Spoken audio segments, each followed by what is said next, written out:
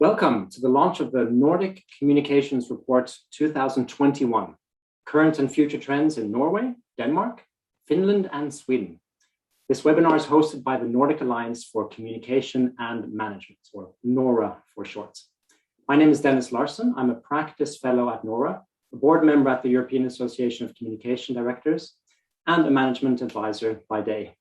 I've had the pleasure of having a sneak preview of the results and a chat with our panelists, and I'm really excited about today's session, which I know will give you some really relevant takeaways, whether you work as a communications practitioner or are involved in the world of research and science.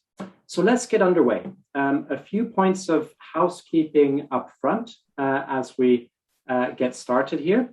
And then I'll mention a few words about NORA before I introduce our speakers and hand over to Alexander Buman to take us through highlights from the research, which will then stimulate a panel discussion with our representatives of Nordic communication associations. So about today's running order and a bit of housekeeping. So first point to make here is that today's session is being recorded and the recording will be made available to NORA members, partners, and members of all the Nordic communication associations represented here today. We encourage all your questions and we'll have ample time during the Q&A after we hear about the research from Alexander and reflections from panelists. And we'd encourage you to submit your questions through the Q&A function in Zoom here today. There is also a chat function if you have any comments, but please do post your questions in the Q&A so we can make sure we get to them in turn. So a few words about NORA up front.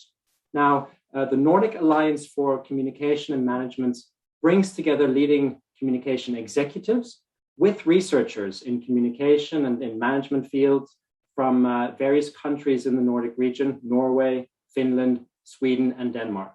And they jointly identify emerging trends and topics, developing research-based knowledge, and really helping shape the debates of corporate communication across the Nordic countries. NORA is, of course, very thankful to its partners and member companies for their continued support to enable this very important work. And you'll see the logos of the key partners and members on the screen here at the moment.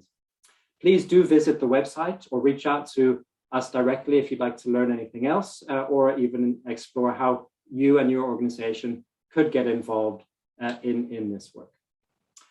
Okay, about today's topic, we will be covering findings of this report, the Nordic Communications Report 2021, and we'll look at the implications and the status of the findings around the state of Nordic corporate communication.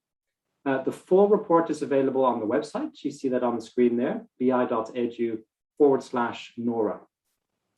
This report is the result of a collaboration with these national communication associations, which we'll hear from later this morning across Norway, Denmark, Finland, and Sweden, as well as insights from the European Communication Monitor series in collaboration with the EACD.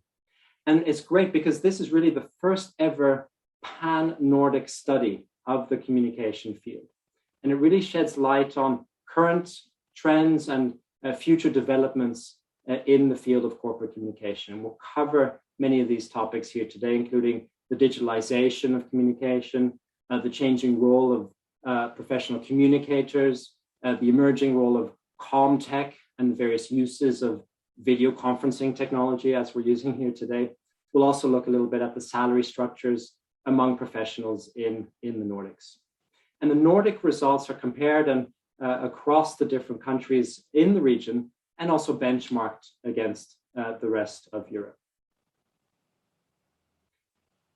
These are our speakers here today. So joining us as panelists in the Q&A discussion and adding their reflections to the results of the research are the leaders of the Nordic National Communication Associations. So from Sweden, we have Hanne Brogren from Sveriges Kommunikatörer. From Finland, we have Elina Melgin from ProCom. And from Denmark, we have Katrine Niengrønne from K1, Kommunikasjonsforeningen.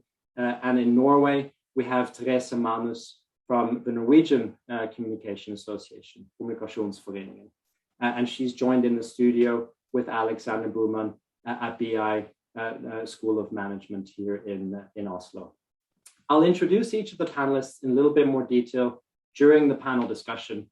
But first, allow me to introduce Alexander Buman. Alexander is the director of NORA, and he is an associate professor at the Department of Communication and Culture at the BI Norwegian Business School.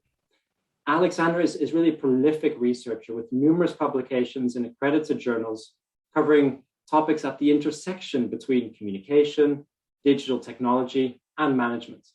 His current interests and research projects include strategic communication, reputation management, public diplomacy, as well as the accountability and governance of artificial intelligence, a hot topic, as you know.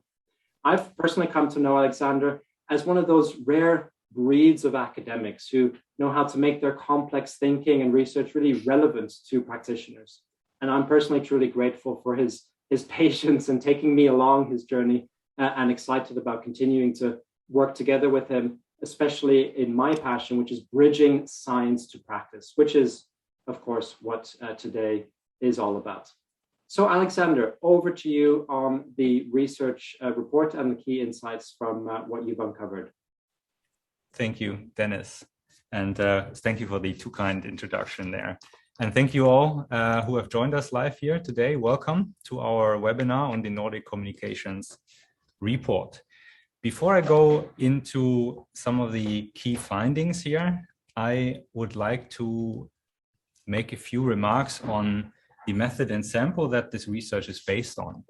So first of all, these insights are based on responses from 457 communications practitioners across the 4 Nordic countries, Norway, Sweden, Denmark, and Finland.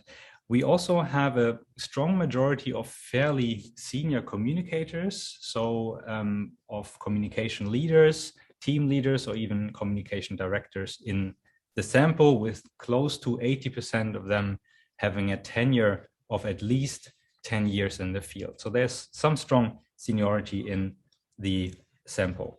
The majority of respondents, 4 out of 5 abouts, work as practitioners in communication departments, and the remaining part are communications consultants in agencies or freelance.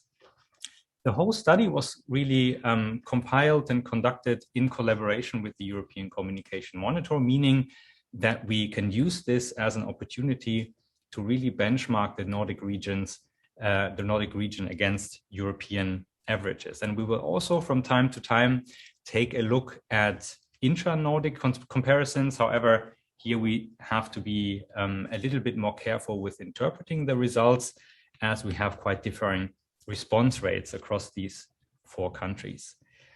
What I want to look at mainly by presenting some of the findings, key findings from this report, are 3 broad questions that I'm structuring the results around. The first question is, what are the most important strategic issues for the profession in the coming years? Second, we're going to look at what are the future roles and needed competencies of communication professionals in the Nordics? And then finally, how is the digitalization of the communication profession progressing? So first question, what are the most important strategic issues for the profession in the coming years? We see here on top of the list that trust is expected to really dominate the agenda in the coming years, and at least until 2024. And this is very similar, very on par with the European results on average. However, we also see some very interesting differences when we compare the Nordics with Europe as a whole. We see, for instance, less importance on what I would call digitalization related issues. If you look, for instance, at the very bottom of the figure, digitalize communication processes with internal and external stakeholders, but also a little bit further to the middle, exploring new ways of creating and distributing content, which would be mostly new digital ways.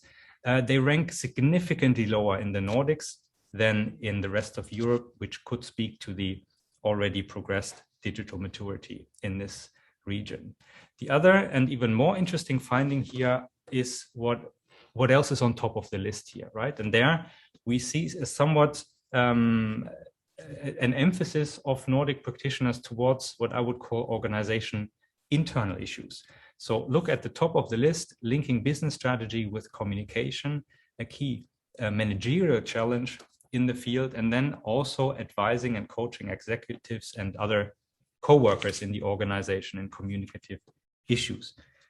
So this latter aspect really speaks to the broadening role of the communication professional that is underway, and that we will also talk about when we discuss roles and competencies in the field. If we look at Nordic internal comparison of strategic issues and just the top 3 issues that we've seen there, top 3 issues in the Nordics, we see that trust as an issue is particularly on building and maintaining trust, particularly important there among Finnish professionals, whereas the Norwegian professionals emphasize this a little bit less, and Danes and Swedes are fairly close to the European average. But we also see that for both other dimensions or issues there, linking business strategy with communication and advising and coaching, the Nordic region is clearly above the European average. And we also see that for the Danes, linking business strategy is the top priority for the coming years, where as opposed to the Swedes, who prioritize most clearly this growing role of advising and coaching within their organization, which I think is really interesting. Also, if you look at the research from recent years that has come out of Sweden, which had a strong, very strong internal focus talking about the communicative organization. And I think this links really nicely to these recent trends in Sweden.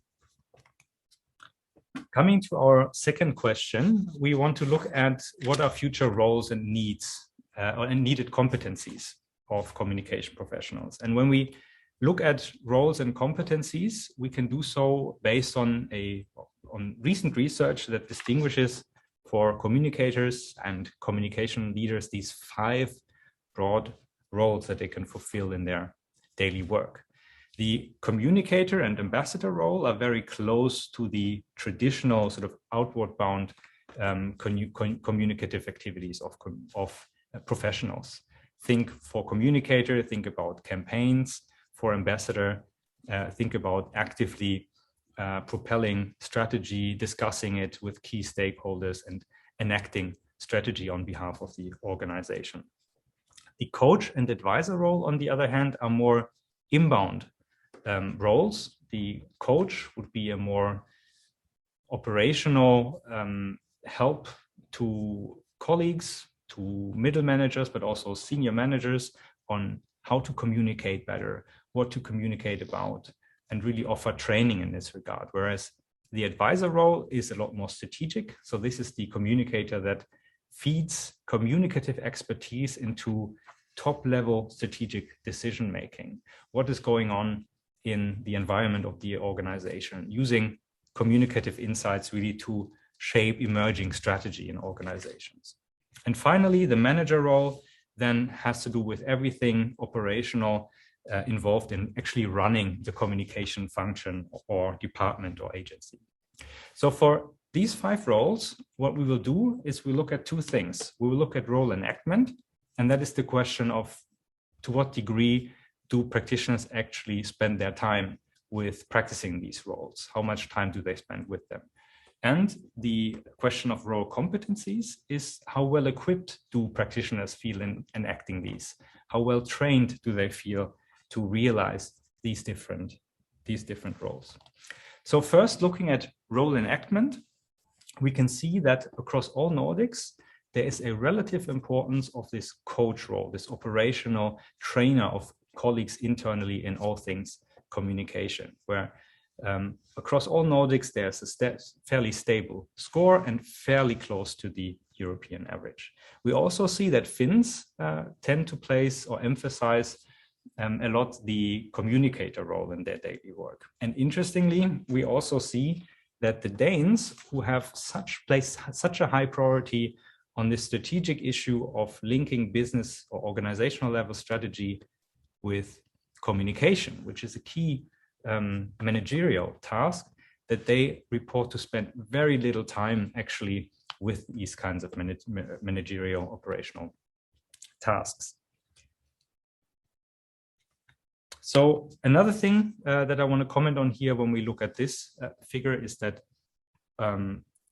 if we look at the whole picture, we also see that quite remarkably on all dimensions, the Nordic values seem to be below the European average. And there are a number of possible explanations for this. I want to just raise two assumptions here, and this might be also food for the further discussion. But the two things that I want to raise are, first of all, a language issue. So these are research concepts that in the survey have to be explained to practitioners when we ask them, when we distribute the survey. And it's quite possible that, as this was an English language survey, that not all of these concepts were well understood, misunderstood, or just made respondents tired in trying to understand what does actually the coach distinguish a coach from an advisor and so on. So this is a language issue, and in future research it might tell us to better understand roles we really need more regional research that is sensitive to these language issues here. The other issue that we could see here is a conceptual one, meaning that this 5-dimensional concept may not even cover the entire profile of Nordic communicators. Maybe there's an additional role that's relevant here that we don't see represented in the concept. And this might lead us to say, okay, we need more exploration on these roles in the Nordics as well. If we, did I mute here? Yeah, there we go. If we look at role competencies, we see that Nordic professionals rate their competencies for being a communicator, coach, and an advisor above the European average. Most clearly so for this coach role of giving operational advice on how to communicate better in their organization. And we also see that only 36.4% of Nordic practitioners consider their manager competency to be high, compared to about half of the European practitioners. And this is noteworthy, especially if you pair it with the finding on strategic issues in the profession for the coming years, where this issue of alignment, strategic alignment, bringing organizational level strategy into communication strategy and tactics has been emphasized so strongly in the region, and yet managerial skills, which is this is part of, are rated fairly low. So this finding, or these findings in combination, might suggest there is a need and there's some potential in the region for training management skills, training management tools among communicators. Finally, third question, I want to touch on the issue of digitalization and how it is progressing within the communication profession in the Nordics. Digitalization, of course, has been a broad and hot topic for a while and has been addressed extensively. So what I want to focus on here are two aspects of digitalization. The first one is this emerging notion of CommTech, of using software, of using digital tools to prepare and run stakeholder communication in combination with an internal component of digitalization, and that is the support of internal workflows, of internal infrastructure for communication departments. That's the first aspect. And the second aspect that I want to get into is this emerging notion of video conferencing, virtual events that really has received a strong acceleration within or during the COVID pandemic. So first off, we look at the importance of digitalization at the level of communication processes. So this will be CommTech, but also internally for supporting workflows. And Nordic practitioners here, very much like their overall European counterparts, underline the importance on both these dimensions with a little bit more urgency on this process dimension of communication with internal and external stakeholders. The fact that overall for both these dimensions, the Nordic values are below the European average might hint again at the already further progressed sophistication. So additional investment in these dimensions is less urgent, maybe in the Nordics. More communication, digital communication processes and more digital infrastructure are already in place. If we look at digital maturity, we see that on most of these dimensions, the Nordics score close to or above the European average, which is about what we would expect. However, they also score relatively low on two of the central maturity dimensions for internal workflow support. If you look at the second and third one from on the right on that figure. So this might suggest that Nordic practitioners feel they need more support when it comes to digital tools, software for executing and evaluating communication, but also for supporting the work processes in the department as a whole. But we also know that across Europe, maturity on exactly these dimensions is fairly low when it comes to public sector organizations. And as most Nordic practitioners work in or close to the public sector, this might also contribute to these results. We look at strategies and approaches to managing the digital transformation. We see that Nordics on all dimensions are below the European average. And this again is quite noteworthy given the generally high level of digital maturity and sophistication in this region. So why is this the case? One assumption here is that within the Nordic region, we have potentially already moved on from digital strategies. And what I mean by that is that digital aspects are less and less demanding of their own strategy, but becoming a native part of any strategy anyway. So this could explain to some degree also these results. Another important finding here is the especially little development in strategic approaches to software and service selection. And this is noteworthy also because we have a significant rise in this CommTech field, right? In digital services and tools that are being offered to support all kinds of processes in the communication domain. And these results might suggest that practitioners are looking for additional guidance, additional help in really evaluating and selecting the right digital tools for their communication. And finally, video conferencing really is here to stay, especially in the Nordics. Virtual events are here to stay. So Nordic practitioners are really intent on continuing a wide use of virtual and video formats, even after the pandemic is over. And this gives us a sense of the high expectations for these formats, even when we're back to normal. And it shows us that COVID, especially in the Nordics, much more so than in the rest of Europe, has really acted as an accelerator of these formats also for the time afterwards. So with that, I hope that you found these key results interesting and that you feel motivated to download the full report, which is available for you on the NORA website.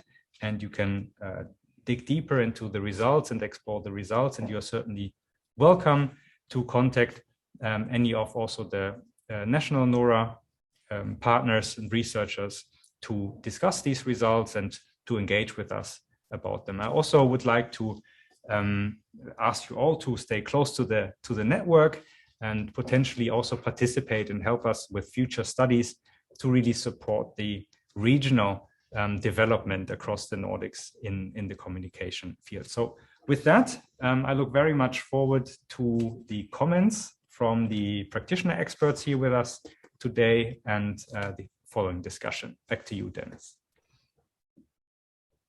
Thank you, Alex. Great to see those findings. And I was really struck by those interesting differences, even between the Nordic markets, and then looking at differences between Nordic as a whole and the European region, and we'll get stuck a little bit into that in the discussion, and really be interesting to get views on various aspects of that. Indeed, also that digital maturity point, where, as you say, maybe they've moved on a little bit, they've kind of done it, and digitalization is embedded in the function already. But maybe there's even a cultural component at play here. I don't know. And maybe we're a little bit more humble in the Nordics about how great we are. There could be various aspects at play there. Looking forward to the discussion. So let's turn to our panelists and hear our panelists' brief perspectives on the findings that you highlighted there from the full report. And then we'll engage in a bit of a dialogue and bring in some of the questions from the audience here.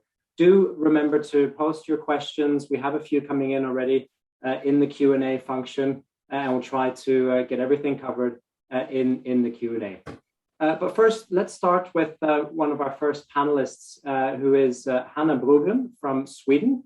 Hanna has been with Sveriges Kommunikatörer for over 17 years, first as a board member, and for the past 3 years as their general secretary. She's been in various communication director roles with the Swedish government and with the Stockholm local authority. She runs her own advisory firm. And on top of all of that, I understand, Hanna, you also have a keen interest in bees and are in an advisory board position with a startup that helps bees thrive in urban settings, which is, of course, in today's world, increasingly important. So, Hanna, what are your reflections on the findings from this research? Thank you, Dennis, and thank you, Alexander, for a very good presentation. Well, I have a reflection on the highest priority there, trust. Trust is sort of the northern star for us communicators. What do we mean by trust? It's the core of the brand, and our world is changing so fast that trust becomes even more important. Trust in this setting means to trust, to have confidence in a brand, to maybe even believe in it, rely on it, count on it. It's building the reputation that Alexander was also talking a bit about.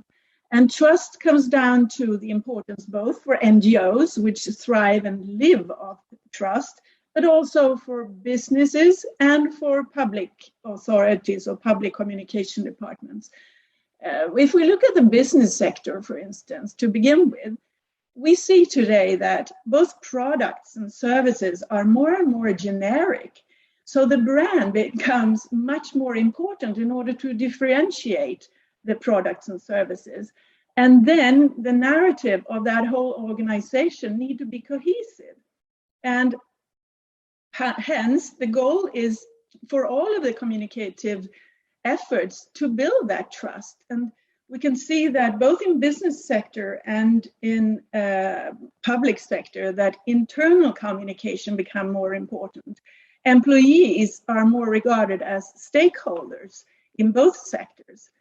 And also, in maybe more in the business sector, values are more important to build your brand, to be likable, to play a role outside of your company in society, to build credibility. And the brand and thus trust goes beyond what used to be building the brand, maybe more around design. In the past, design is also more and more important, but it also is filled with values. And to connect with change, disruption is another thing that can happen fast. And then the value, the brand itself, the value of the brand is more and more important in the business sector.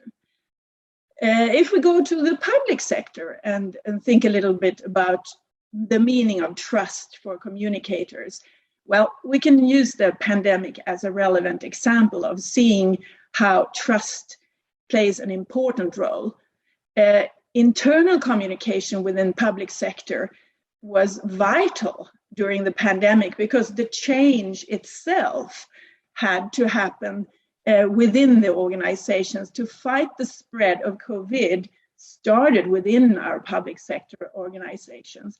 And of course, extended out to a behavioral change in society. In order to change your behavior, you need to trust whoever is whoever is the relationship who's trying to make you change your behavior.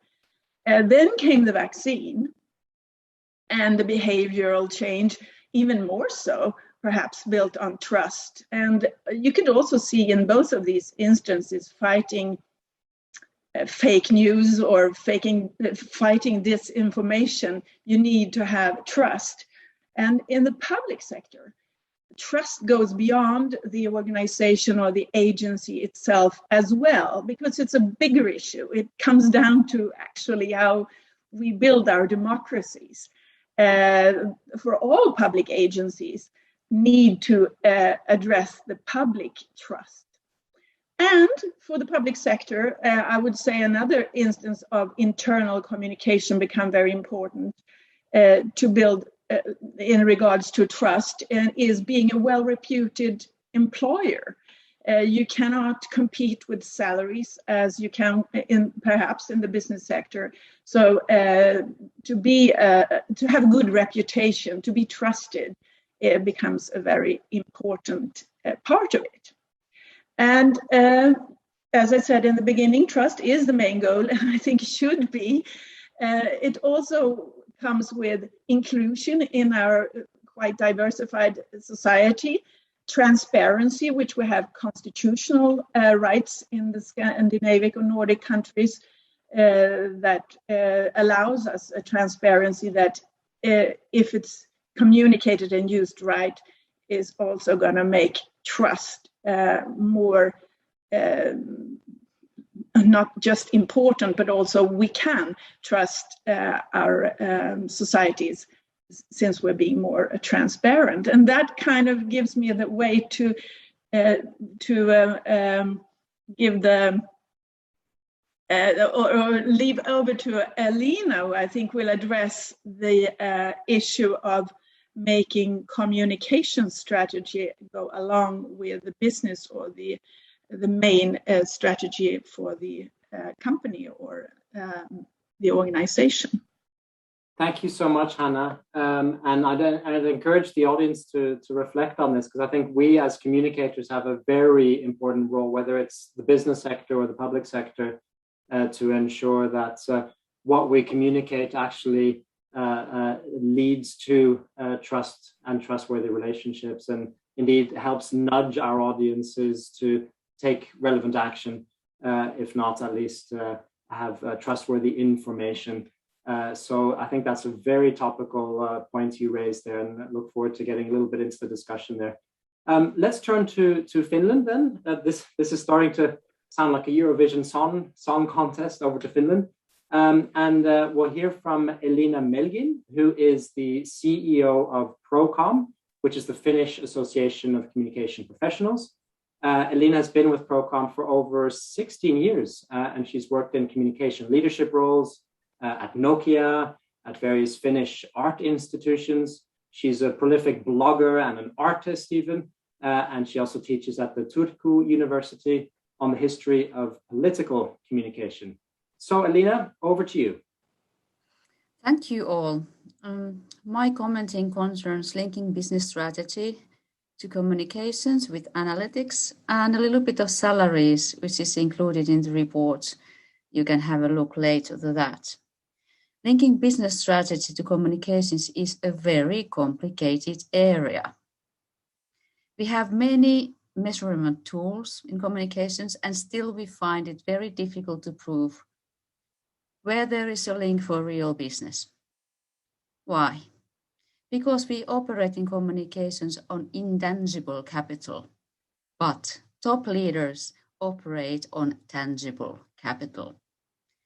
Intangible capital cannot give clear evidence on hard factors with financial numbers. Likewise, communication, it's hard to show financial numbers on the competence of employees or willingness of investors to invest to your company or organization. Communication departments make measuring in soft areas like positive corporate image, press coverage, all kinds of likes, shares, or followers. But how to convince? top managers that there is really a link for business. There's no link. Well, how to make then linking business strategy to communications visible and stronger? There's no clear answer, but I have my personal view because it's a very interesting area. So I encourage you to look to the Professor Ansgar Tservas and research group's research, which you can find from the NORA site.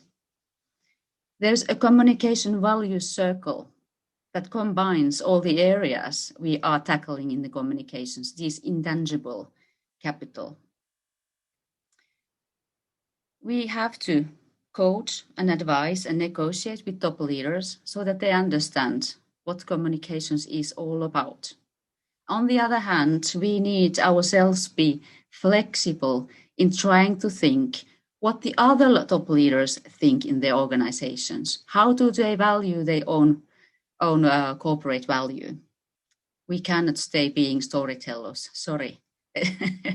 It's just not possible if we want to have more status for the field and approval. There might be big data analysis coming more and more to the communications field to prove that link, and artificial intelligence, which I believe will tackle this area later. And I'm really happy that in some of the countries we have communications taught in the universities for business, like BI Business School in Oslo and Jyväskylä University Business School. Then I have a few wordings for the salaries. I have some notes here because this is also highly important. First of all, I need to say that communications profession is highly paid in many countries, in Nordic countries especially. If you compare to teachers or even journalists, we have to be happy that it's well paid, and we have to work on it, that it will be in future also well paid. And in Nordic countries, men and women earn same amount of money of the profession, which is a great news for all over the world. There's no gender imbalance in Nordic countries what concerns communication salaries. But is there a class ceiling? I think there is. If someone of us wants to go to the company or organization as a top leader, other area than communications, it might be hard if we don't understand these tangible capital measurement tools and issues. So if you work on an investor relations area, you will be more paid than your colleagues because financial numbers talk, money talk, as we say. Thank you very much.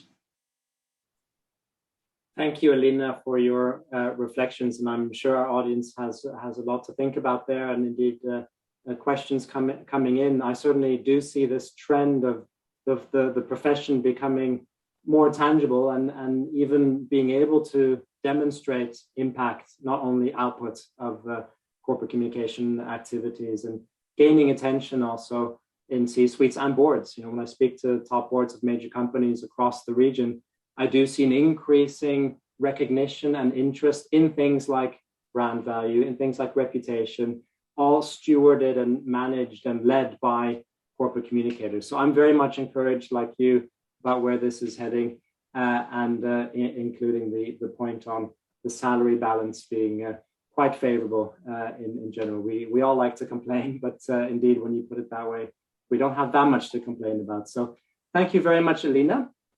Moving to our friends in Denmark, we'll hear from Katrine Nin Grønne, who joins us as chairperson and co-founder of the Danish Communications Association, K1. Katrine also runs an advisory firm specialized in communication and sustainability, which, as I understand it, has a specific focus on social impact and collaboration with recently graduated academics, which is a very interesting mix. So, Katrine, over to you. Your reflections on the research findings, please. Thank you, Dennis. And yes, I have the pleasure of commenting on the chapter of the report concerning the communicator's role. That's a great topic that gives me the opportunity to link to other topics as well. As communicators, our roles are very much defined through context, and our understanding of context is crucial in our efforts to link society and our organization strategy and action, management, and employees. We build bridges through communication. However, as the world is changing, our context is broadening, thus widening our role. The expression VUCA world, a world of volatility, uncertainty, complexity, and ambiguity, is used to describe the world we live in. And that leaves the bridge builders of the world with new responsibilities and a larger playing field with all that entails. Hannah's comment on building and maintaining trust being accentuated in the report as a very important strategic issue for comms management in the Nordics links directly to the role of the communicator. Of course, we have to take into consideration, as Alex noted, that language differences may have influenced the understanding of questions when collecting the data.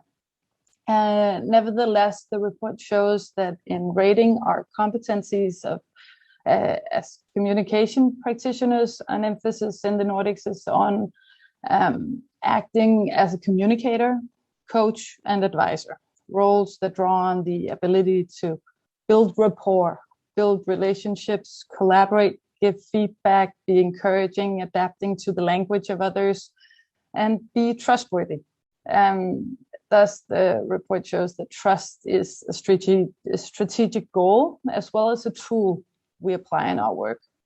This focus on relations and social capital may also be linked to the Nordics' modest rating of our managerial competencies. Is it because the Nordic communicators view themselves more as facilitators than as managers, defining and building the structure? Of course, everything is connected to how the questionnaire was perceived and in connection the definition of the role. Either way, the supporting role of the communicator seems to be predominant in the Nordics, but not just as a neutral messenger. In K1, the Danish Communications Association, we have been discussing the responsibility and ethics of the communicator over the past years. Just a week ago, we had a very interesting event on the role of the media in the democratic debate. Other organizations have had discussions parallel to these, also outside of the Nordics. A few weeks ago, EACD published a story presenting a manifesto for communication professionals, in which we as communicators are called on to be brokers of trust. In the presentation of the manifesto, a similar link is made between our strategic ambitions and our roles, very nicely formulated, I think, in the following quote, purpose without action does not build trust. The same goes for communications without ethics. Trust is important on an organizational level and on the personal level, thus defining key characteristics in the communicator's role. Trust is built on consistency, honesty, accountability, clarity, authenticity, integrity, honoring commitments. And if these values underline the data and aspirations towards trust and being a trustworthy communicator, I can't help but think that with witnessing the contours of a communications profession that find it important to take on more responsibility for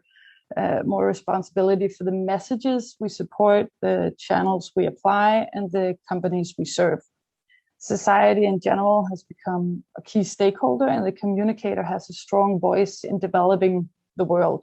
However, our navigation and bridge building skills, as well as insight in new developments such as AI, are becoming increasingly important if we are to embrace the full scale of our responsibility and our role.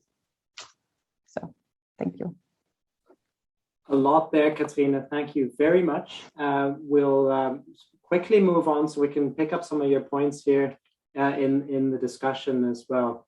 But thank you very much. Let's come back to this notion of social impact and bridge building as we go further. Turning over to our friends in Norway. So back to the studio at the Norwegian Business School, where Alexander is joined by Therese Mannes, who is visible there as well. And Therese has been managing director at the Norwegian Communication Association for over 9 years now. She has a strong background in journalism. She's on the jury of the Norwegian National Language Award and sits on the board of various interesting companies and organizations, including the Norwegian Children's Book Institute. So Teresa, your reflections, please. Well, thank you, Dennis, and thank you for presenting an interesting report and for all your comments and my colleagues in the Nordic countries. This is a very interesting report because it's the first time we look at the Nordics and compare those with Europe. But at the same time, I'm very intrigued to see the development in the future and when we gather more data and maybe, as Alex said, conceptualize it more. I'm going to comment on the digital part of the report and the digital maturity. And as Alex was mentioning, we have to be careful just looking at the numbers and taking conclusions as if we rate low or high, because the reason why the Nordic countries don't feel such an urgency for developing a digital infrastructure and rating the digital challenges as high as our Nordic colleagues, I think is what Alex said, that we are ahead, or at least quite developed already. We are known as being digitally advanced. And when the pandemic hit, many organizations already use digital tools. They use Office 365 and Teams or other tools and sharing systems, which meant, of course, moving to home office was new for many and working only in the digital sphere.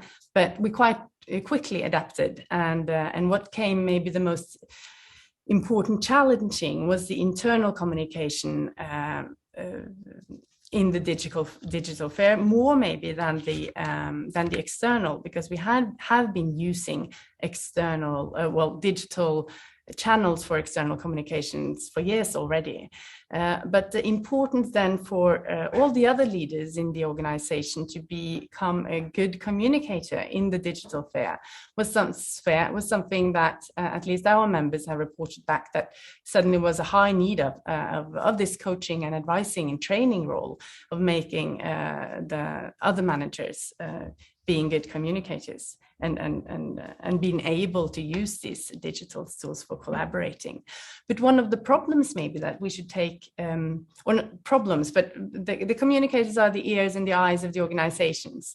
And of course, when we all sat at home, this was more difficult in the silos we worked. So what is important that we bring back now when we are going to continue with this, with of course the digital world and how we use video conferencing. We saw this rated quite high in the Nordic countries, that they expect that they still will use that in a wide extent in the future, is that what work on these areas and when is this the best solution, and when do we need to meet and take part of the co-working in an organization. And as far as the digital strategy goes, we rated quite low in the Nordic countries as well for having digital strategies. I think that might be a trend, at least in the Nordic, or at least in Norway, that we don't have the specific strategies anymore. It's all linked to the business strategy. So you have one main strategy, and then goals linked up to that. Everything is digital, and then the communication goals are part of the strategy. So we don't have specific strategies for specific processes or digital channels, maybe. That could be one of the reasons why we didn't score that high on that point. At least a survey we did a few years ago showed that when we asked if they didn't have a digital strategy, some of the most digital organizations, the most developed ones, didn't. And this has just continued both for both communication strategies and digital strategies. I think we'll leave some time for the discussion as well. So I'll stop there at the moment. Yeah. Thanks, Katrina. So let's open up a panel discussion here. And actually, I'd like to start where you just left off, Katrina, on this point around, you mentioned the digital strategy almost being immersed in the business strategy. And if we link that to the finding around the importance of connecting the business strategy to communication activities. We have a question that came in from Svein Inge Leigulen, who I believe you know, and he asks, well, should communication professionals all be strategy oriented? Do we need to expect communication professionals to, say, raise their game in building a good business acumen in their own skill set and being business strategy oriented? Any quick reflections from you, Therese, on that one?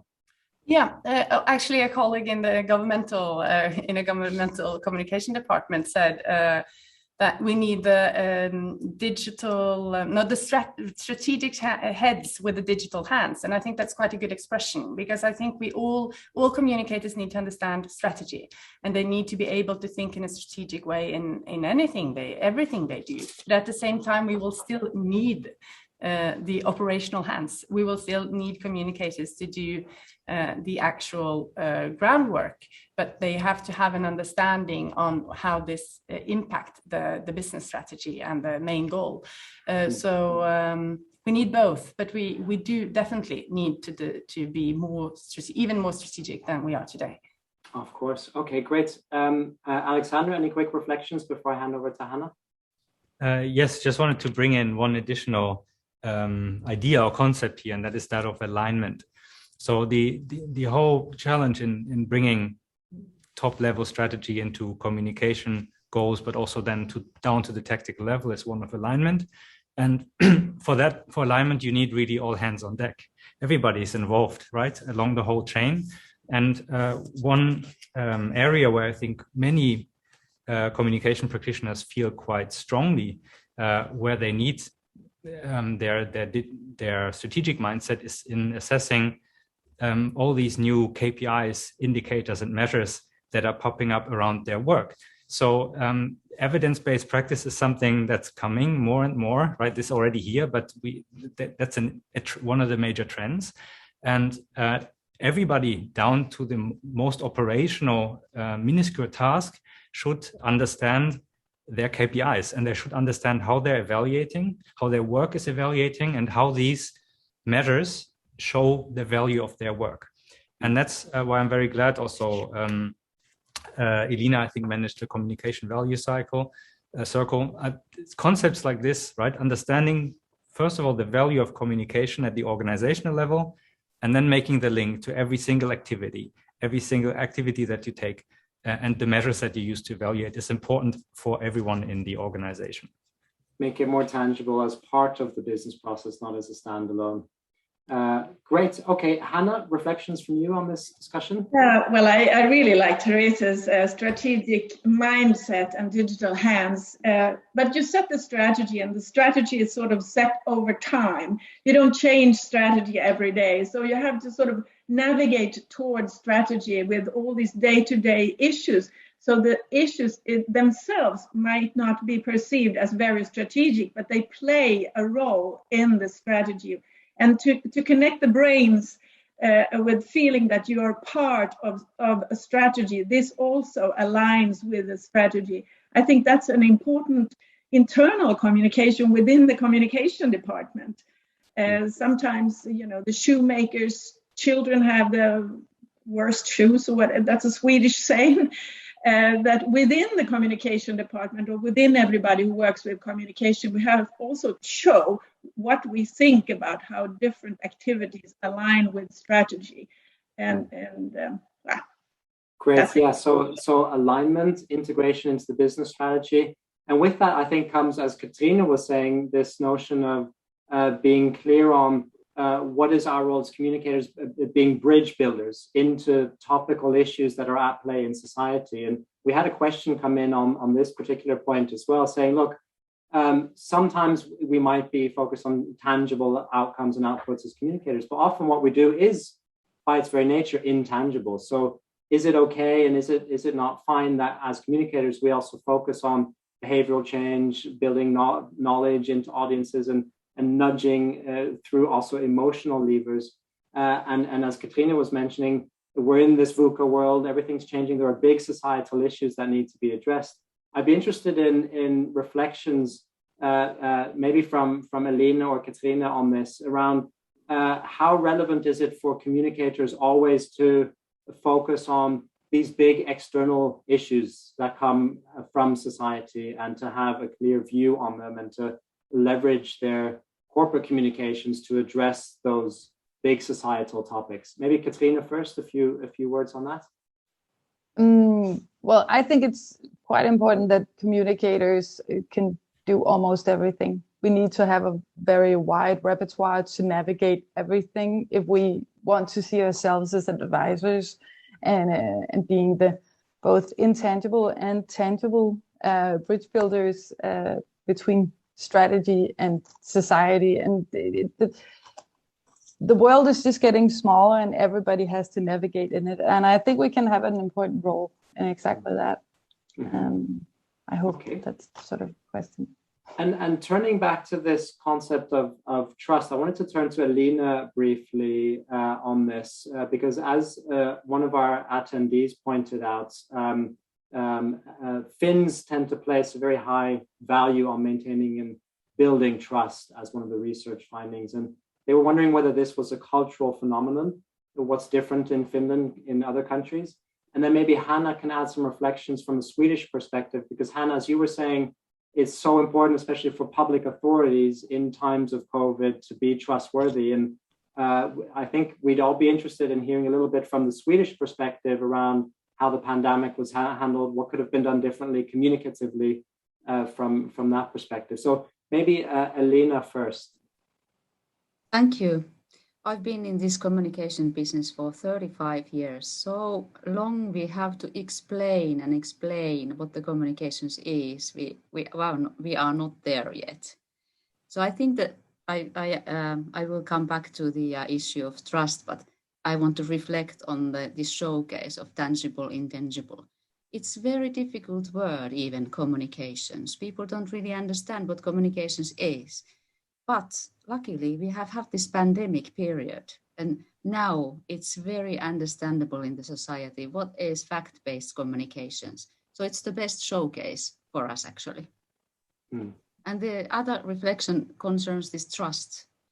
Since 3 years, ProCom, the main association of this field in Finland, has been talking about it. So I think it's about communications that the trust will be the number one task or field for communications professionals in Finland. It's simple as it is. Crisp and clear. Thank you, Elina. Hannah, any reflections from Sweden on this concept of trust and trust publicly in pandemic times around vaccines and related issues? In Sweden, we have the management philosophy of the government on the government level is that it should be built on trust. You should trust your employees, you should trust your citizens, and the citizens should trust the authorities. And on the pandemic, that really came to the test. But the Swedish laws did not, for a long time during the pandemic, the Swedes were depending on this trust, not on laws around. We had a different kind of strategy, and in the end, we'll see whatever worked and worked not. But what I would like to add is that over time, trust is really tried in this, and our governmental agencies weren't at all very flexible, but relied. Now I'm really sticking out my head here. But relied to a large extent on mass communication, mass media, of course digital media, but still one size fits all with translations, rather than adopting, some did, of course some did, but if you look at the national level, they did not adopt to this heterogeneous society that we have today. And we could see that in the beginning, at least, and we can also see it now when it comes to vaccine, the groups that do not feel included in society generally, that is, do not trust society because they don't really know it many times, are the ones that to a lesser extent are vaccinated and also to a larger extent did get the disease. It, of course, has other components. It's not just about communication, but I think communication was one component that authorities did rely on trust among people who it's a relationship you build up after in time or over a long time, and you cannot just rely on trust if you don't build the relationship. Yep, it's all about building those relationships. I'm afraid we've come to the end of our time here. A lot of big topics were covered, and I hope this has stimulated your interest. Please do check out the full report and stay tuned for future events. Thank you very much, especially to our panelists, Teresa, Lena, Katrina, and Hanna, representing the communication associations across the region. And of course, to Nora and its leader, Alexander Buman, for putting this all together. And do stay tuned, many more interesting events and research reports coming up. Get in touch with us if you're interested in joining or want to dive further into any of the details from today's session. And again, the recording will be made available. Thank you to all attendees for joining in and for sharing your comments and questions throughout. So with that, thank you for today, and we'll see you again next time. Goodbye.